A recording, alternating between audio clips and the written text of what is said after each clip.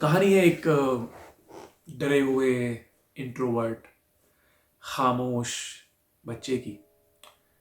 ये बच्चा इस हद तक अपनी ज़िंदगी में या अपने बचपन में डरा हुआ रहता था, सहमा हुआ रहता था, किसी से बात ना करना, छोटी छोटी बातों पे शायद एक फ्रेंड सर्कल के अंदर बुली हो जाना, नए नए इंग्लिश मीडियम स्कूल में जाकर एक कॉम्प्लेक्स का शिकार हो जाना कि मैं इन लोगों में से नहीं हूँ, वगैरह वगैरह। एक चीज़ में वो बहुत अच्छा था और वो था ड्रामा या परफॉर्मिंग आर्ट्स या थिएट्रिकल प्लेज। तो जब भी कोई ऐसी चीज़ हो रही होती थी तो वो उसमें कोई एक छोटा सा किरदार कर लेता था, या जो है वो किसी ना किसी तरह बैक स्टेज पे होता था, किसी तरह उसमें इन्वॉल्व होता था। वो एक ऐसी चीज़ थी जहाँ उसे लगता था कि वो अपने अपनी अपनी फीलिंग्स को एक्सप्रेस कर सकता है, या जो है वो खुल के उस कुछ देर की प्रेजेंस के लिए, उस कुछ देर के कैरेक्टर में वो सच बोल सकता है, जो फील कर रहा है वो इजहार कर सकता है। तो बहरहाल वो कहीं कहीं छोटे छोटे रोल्स करता था।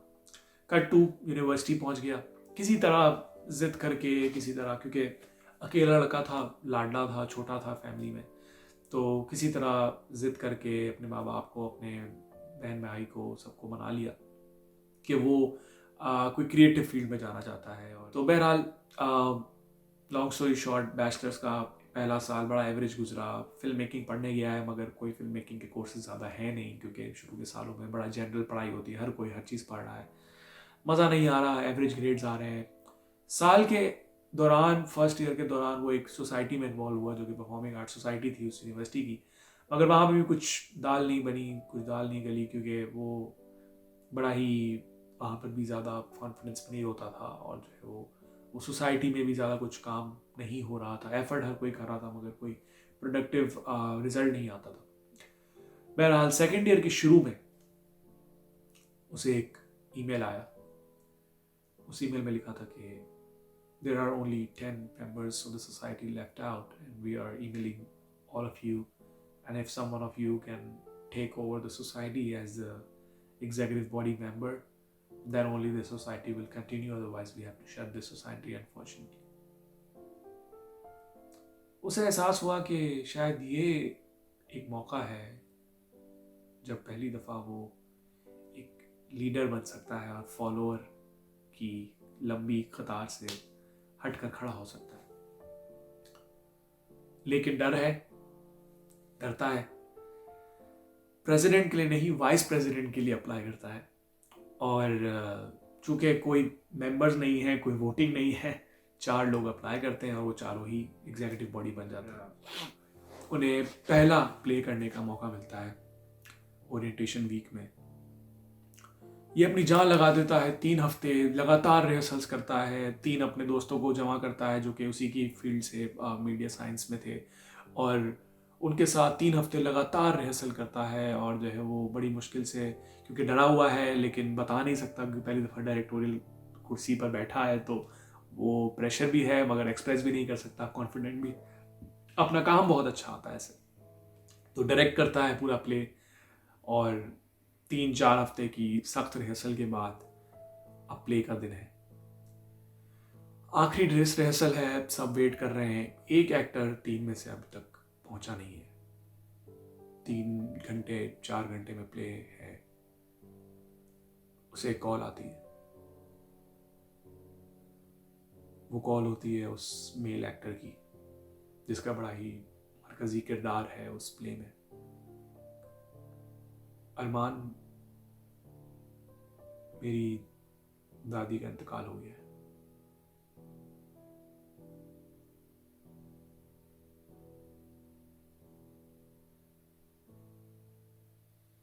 जिन लोगों ने कोई भी क्रिएटिव आर्ट्स का काम किया है कभी, उन्हें पता है कि काफ़ी इंक्लूसिव काम होता है, और एक फैमिली की तरह रिलेशन हो जाता है आपके कास्ट और क्रू मेंबर्स के साथ।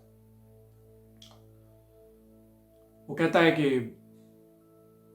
तुम परेशान मत हो, इन्ना लिल्लाहि व इन्ना इलैहि राजिऊन दुआ पड़ता है। तुम परेशान मत हो, मुझे पता है तुम अपनी दादी से बहुत करीब थे और आपकी तबीयत काफ़ी टाइम से ख़राब थी, तुम अपना ख्याल रखो, अपने घर वालों के साथ रहो, हम यहाँ पर सब कुछ देख लेंगे। नहीं अरमान, ऐसा नहीं हो सकता, मैंने 4 हफ्ते रिहर्सल की है, मैं तुम लोगों को इस तरह नहीं छोड़ सकता। मुझे बस तुम थोड़ा सा प्ले को डिले कर लो, मैं पहुंच जाऊंगा, मुझे 2 घंटे दे दो, मैं आता हूँ, मैं अभी आ रहा हूँ। रुक जाओ, सब्र रखो, तुम अपनी फैमिली के साथ रहो, वो ज़्यादा ज़रूरी है। यहाँ पे हम सब देख लेंगे, परेशान मत हो, ख्याल रखो अपना, अल्लाह हाफ़िज़। ये कहकर वो फ़ोन रख देता है। दोबारा उस कमरे में जाता है जहाँ पे 3 लोग उसका वेट कर रहे हैं, 2 एक्टर्स और उसकी दोस्त जो उस सोसाइटी की प्रेसिडेंट है। अपने और 2 दोस्तों को बुलाता है जो एग्जीक्यूटिव बॉडी में है, सबको बिठाता है और सबको ये बात बताता है कि जो हमारा दोस्त है, जो हमारा लीड कैरेक्टर है, उसके फैमिली में एक इंतकाल हो गया है, वो नहीं आ सकेगा, मगर मैं चाहता हूँ कि मैं ये प्ले करूँ, और अगर आप सब मुझ पर भरोसा करते हैं और मेरी बात मानते हैं तो मैं ये प्ले कर सकता हूँ, और हम अभी रिहर्सल करेंगे 4 घंटे, और हम इस प्ले को करेंगे, क्योंकि जो कुछ भी हो जाए, अगर ये प्ले नहीं हुआ तो सोसाइटी बंद हो जाए, ये प्ले करना ही होगा, and the show must go on. सब डरे हुए हैं, मगर पहली बार ये लड़का एक फैसला लेता है, और उस सेकंड में, उस फैसले की घड़ी में, जब उसने ये कहा the show must go on, इसका सारा डर निकल गया। दरवाजे पर दस्तक होती है। जो स्टूडेंट सोसाइटी का पूरे काउंसिल का, पूरे उस ओरिएंटेशन का हेड होता है, मैनेजमेंट कमेटी का, वो होता है दरवाजे। Arman, everything is okay, we are on with the play, everything is good, do you need something? हाँ, सब ठीक है, बट एक छोटा सा इशू हुआ है कि वो जो लड़का था जो कि मेल कैरेक्टर प्ले कर रहा था, मेल लीड, वो उसकी फैमिली में कोई डेथ हो गई है, तो he just call me and he won't be able to make it. Oh, okay, चलो कोई बात नहीं, हो जाता है। मैं बात कर लेता हूँ मैनेजमेंट से, और जो है वो प्ले रीस्केड्यूल कर लेंगे, या कोई बात नहीं, इट्स ओके। नहीं, प्ले होगा, नहीं, प्ले तो हो रहा है, मैं सिर्फ आपको ये बता रहा हूँ कि वो लड़का प्ले कैरेक्टर नहीं करेगा, वो कैरेक्टर मैं करूँगा। तुम वो कैरेक्टर कैसे करोगे? देखो, आई नो बहुत ज़रूरी है प्ले तुम्हारे लिए, but you are the director, और लाइंस याद करना और मतलब नहीं हो पाएगा ये। इट्स ओके, बाद में मौके आते रहेंगे। नहीं, just trust me, please just trust me on this. If you can just delay my slot to the last slot and give me 4 hours, and can you please just do me one favor, that no one comes in this room, and for 4 hours we'll do the rehearsals, और हम ये play करेंगे, and this cannot go wrong, and please just trust me, the show must go on। एक दफा दोबारा वही जुमला कहता है।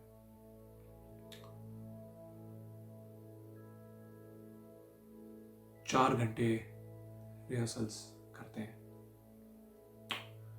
सबको पता है कि बेतहाशा इम्प्रोवाइजेशन होने वाली है। वो प्ले होता है, चूंकि कॉमेडी प्ले है, लोग बहुत ज़्यादा एंजॉय करते हैं, बहुत ज़्यादा हंसते हैं, और वो प्ले सक्सेसफुली होता है। उस प्ले के एंड में वो तमाम अपनी टीम को, क्रू मेंबर्स को जमा करता है, सब मिलकर, सब ऑडियंस और क्रू मेंबर्स मिलकर उसके दोस्त की दादी के इंतकाल के लिए दुआ भी पढ़ते हैं, और वहाँ पर वो अनाउंस करता है कि हर साल एक प्ले हम करेंगे इस सोसाइटी से, और जितने भी कॉम्पिटिशन्स होंगे अराउंड द कंट्री, वहाँ पर हमारी सोसाइटी पार्टिसिपेट करेगी। थैंक यू सो मच यहाँ आने के लिए और हमारा साथ देने के लिए, क्योंकि चाहे जो कुछ भी हो जाए, बट काम रुकना नहीं चाहिए, और the show must go on.